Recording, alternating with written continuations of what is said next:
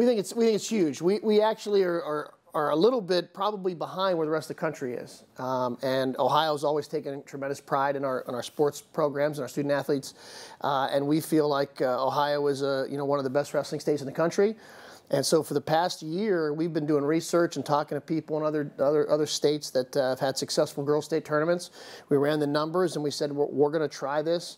Partnered with OHSAA, that was great. They were wonderful. The Officials Association, USA Wrestling Ohio. A lot of people deserve credit for today, not just the Coaches Association. How popular is girls wrestling overall, would you say? I would say in the state of Ohio, there was roughly there was a couple hundred girls that wrestled on boys' teams last year in Ohio. But nationally, you're probably somewhere tipping the 7,000 to 10,000 girls wrestling in the United States at the high school level. But what we have to remember too is it's not new. It's just new to us. It's not new internationally. It's not new, at the Olympics and the World Games. It's not new in college. I want to say close to 15 programs to 20 programs in college have it, and so it's been growing, and Ohio's kind of been lagging a little bit, and we're really excited about it. The announcement today is how big for the growth of the sport in the state of Ohio? We think it's huge. We think it's going to explode. We think any way you can promote our sport. We've said several times, hey, wrestling isn't a boys' sport. It's a sport for the student athlete. The same lessons and things that I've pulled from this sport, any girl will learn from the same lessons, and we're excited about it. We think it's not only going to grow girls wrestling, but it's also just going to grow wrestling in general. More fans, more people coming out and watching.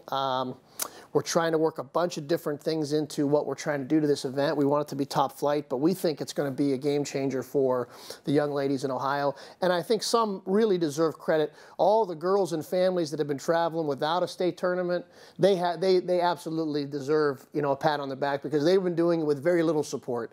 And now we want to be able to grab them, grab arm in arm and work forward and see what we can do here. We're excited.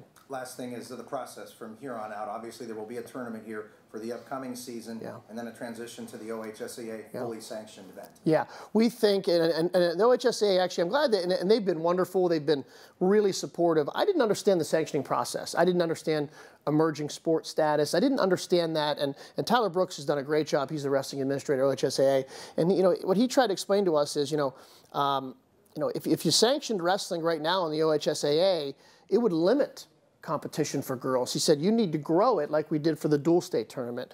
And so my thought process is probably 3 to 5 years. I think that's a realistic goal.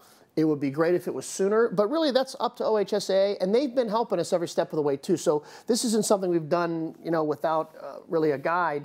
The team dual state tournament that wrestling's had now, 6, 7, 8 years, that was a Coaches Association endeavor for many years, 10 years, and then until it was built big enough to hand to them, similar to what tennis does as well for the boys' state tournament there. So we're excited about it. We appreciate the coverage, and we think it's going to be huge for wrestling.